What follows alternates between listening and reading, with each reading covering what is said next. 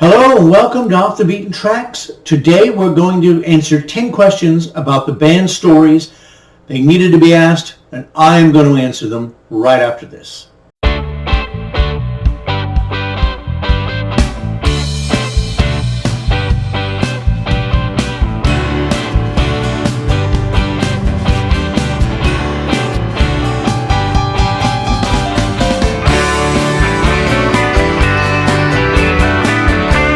Question number 1. What made you decide to cover this one-hit wonder band in the first place? Well, I would have to say that it was the third album, not the one with the hit. I bought it back in the 70s. It was a perennial cheapie. It was a nice gatefold, cool cover.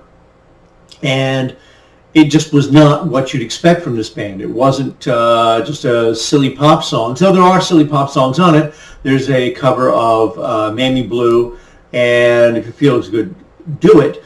But there's also the first 3 songs on the first side are musical pieces. They border on prog and are excellent songs. And there's another song on the second side which is an excellent song. This became actually one of my top tier albums when I was in late high school.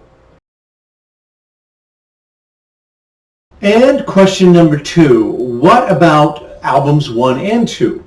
Well, the first one was self-titled. The second one was titled About Us, another nice gatefold. Interestingly, that the first album was self-produced right out of the bat, which is unusual, I would think, for most bands. The second one was produced by a gentleman named Eddie Kramer, who also produced Carly Simon's first album and was instrumental in building Jimi Hendrix Electric Lady Studios. Now, an interesting little factoid about Brother Louie is the fact that it wasn't on the original pressings of the album, which was About Us. Like Dear God by XTC, it became a hit and was added to the album after the first pressing. So I'm sure that probably if you have a copy of About Us without it, while you'd want it, my guess is the albums without it are far more valuable, though I don't think any of the Stories albums sell for a ton of money. Question number 3. Was Ian Lloyd the leader of the band? Well, that's what you'd think. And certainly by the third album, after Mike had dropped out, Mike Brown, that was certainly true. But when they got together initially, Ian Lloyd, whose real name is Lloyd Buonconsiglio, I wonder why he changed it, and Mike Brown, whose real name is Mike Lukowski, when they got together, Mike Brown was by far the most successful of the two. He had been in the Left Bank and was the keyboard player and the chief songwriter for the band. He had written Walk Away Renee and Pretty Ballerina, which were both top 10, I think top 20 hits in the United States. Meanwhile, Ian Lloyd, all he'd done was, I think he had done some minor recording as Lloyd London, theoretically cashing in on the British company known for insuring starlets' legs for exorbitant amounts of money. The two co-wrote all the songs on the first album and most of the songs on the second album. So you'd have to say they were definitely equal partners in the band for those 2 projects. Question number 4 is, how did the band stories come together? Well, interesting fact here, the fathers of Mike Brown and Ian Lloyd, who were actually named Buonconsiglio, and try saying that 3 times, and Lukowski, their fathers were both violin session musicians in New York. And they had played together on sessions, and I guess one guy was a singer, and Mike Brown, even though he was a songwriter and an excellent keyboard player, was not a singer. In any of his bands that he was in, he did not sing. So I guess probably the fathers decided that this was a nice mix. The idea for the band was they were going to be very Beatles-esque. And, you know, there are moments in these albums where you hear a little Paul McCartney, you hear a little John Lennon here and there and influenced in some of the songs, but really these albums are their own. They had a style of their own, and I don't think you could call them one of those copycat bands who are just trying to, you know, just jump on the coattails of a sound. Question number 5 is, what about these two fathers? And those two fathers would be Peter Buonconsiglio and Harry Lukowski.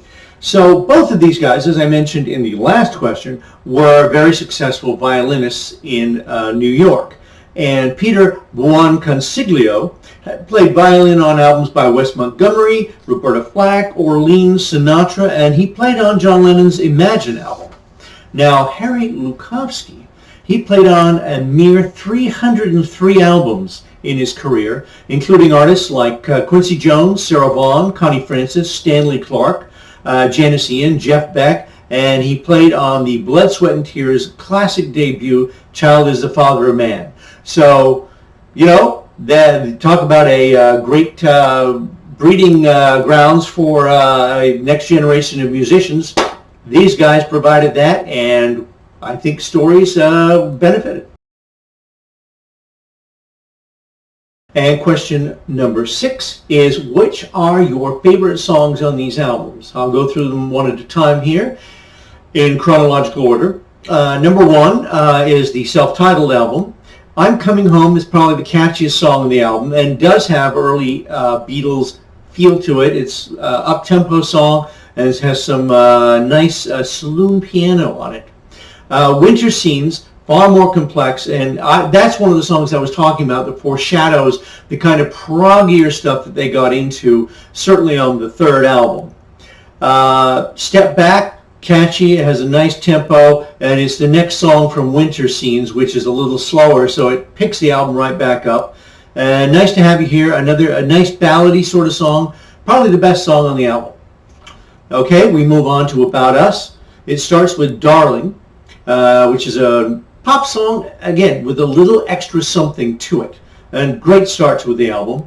Love Is in Motion. You can definitely hear McCartney on this song, but it's still terrific pop. Hey France, rockier tune, but not straight ahead rock. They do get into these breaks in the thing, and it is far more complex than just a straightforward 3-chord banger. Please Please, another pop song, takes a number of tuneful twists and turns. And Believe Me, punchier rock song, but with some really excellent hooks in it. Now we get to my favorite, Traveling Underground. The first 3 songs on the first side, that's what catches you on this album. Bridges, Soft Rain, Hard When You're So Far Away are my absolute favorite songs. And interestingly, that on the first 2 albums, Mike Brown co-wrote almost all the songs with Ian Lloyd. And Steve Love, who was the guitarist in the band, he I don't think he wrote anything. But on this album, now that Mike Brown was gone, he co-writes 1 or 2 of these songs with Ian Lloyd and writes one of them by himself. So he, interesting, came to the fore. I guess it was, I guess if John Lennon had a cold one day, maybe George Harrison would come and write a song with Paul. Stories Untold is on the second side and is a really good song. I was just listening to it yesterday, and it's one of those things where some people, and I certainly am one of those victims, who get a favorite side of an album, and that's basically what they listen to, and they occasionally listen to the other side. I could name you tons of albums that I do that with. Aerosmith, War Child by Jethro Tull, but I did listen to the second side to do this video, and I came across Stories Untold, and I thought, well, why haven't I been listening to that? That is a terrific song. Lesson learned. Question number 7, any interesting factoids you picked up while answering these questions? And the answer to that is absolutely yes. And here they are. Harry Lukowski, as opposed to Peter Buonconsiglio, was actually instrumental in getting the Left Bank going and actually managed the band, and after the first album was responsible for the band splitting up, because I guess he was a little heavy-handed. He and his son were, I guess, a major force in the band. And after the first album, they kind of split into 2, with Harry and Mike Brown going off to form one band and the 3 other members forming another. Now, Mike and his father got together with Bert Summer, who was the vocalist. As you remember, Mike doesn't sing. Now, Bert Summer put out a number of albums in the 70s, I think 3 or 4 of them. I have them. And played Woodstock. Died a couple of years ago of lung cancer.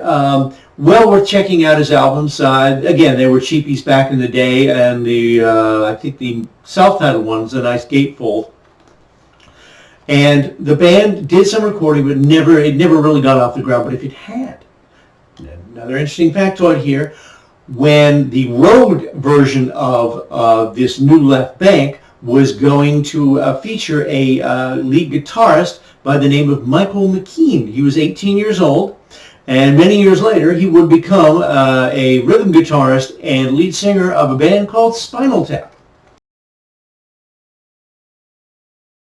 Question number 8. What do I feel about the song Brother Louie?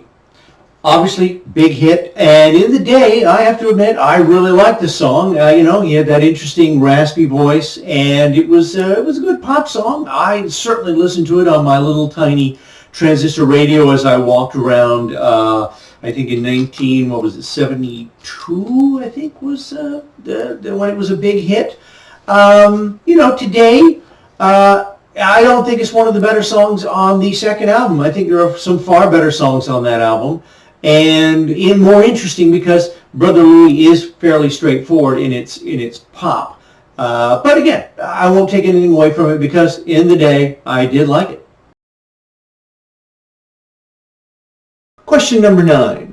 Which album do you like best? Well, I think that's pretty obvious, don't you, from all what you've just heard? I mean, this is probably a superfluous question, but when you got 10 questions, you're trying to figure out what to say. So I would say, nobody's surprised, it's Traveling Underground. Each album has something to offer. I mean, they've all got good songs on them. Would I suggest listening to the first 2 albums before listening to it? It certainly ramps you up to it. Absolutely. Though that was not my experience because I had the 3rd album first. So go into it whichever way you wish, but I would strongly suggest you try listening to Traveling Underground. I didn't regret it. Perhaps you won't. And the final question, that would be number 10. Why don't you think this band made it? Well, there are any number of problems. I mean, you're damned if you do, you're damned if you don't, if you have that big overriding single. I mean, it gets your attention, and then it's, I guess, your responsibility to follow it up. But Brother Louie wasn't their song. It was written by Hot Chocolate, and all the other songs on the album were written by Brown and Lloyd, and certainly Ian has said in subsequent years that the song just did not reflect the band. So if you listen to that song and then you go to listen to the albums, you're disappointed because it's not all Brother Louie on there. That being said, how much of a future is there for a strictly syrupy pop band out there? Those people live by the singles they put out. But to me, Stories was more of an album band. They were an album band that you didn't need a hit single. You could listen to this album and really like the songs that were on it. Obviously, the band Turmoil was costly.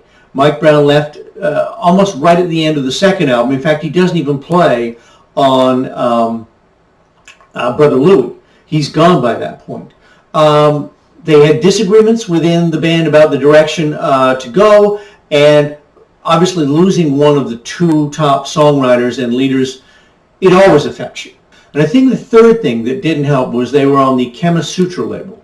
A small label, a lot of one-hit wonders on Kama Sutra. They lean towards those hit single kind of bands, and I don't think, certainly Traveling Underground was not really that kind. The first 2 albums probably far more fit Kama Sutra's kind of stable of artists, and that 3rd album just, and Ian, I think, wanted to move on to other things at the same time, so it all kind of worked out. Plus, Kama Sutra, then the very next year, this was 73 when they put out the 3rd album. 74, Kama Sutra stopped business. They went bankrupt. So really, again, when a label is in financial trouble, there's no promotion. You can't get your tours. They're trying to stay afloat, and they're not concerned about a band whose one big hit was 2 years ago. So all of those factors, I think, doomed a band I think deserved more.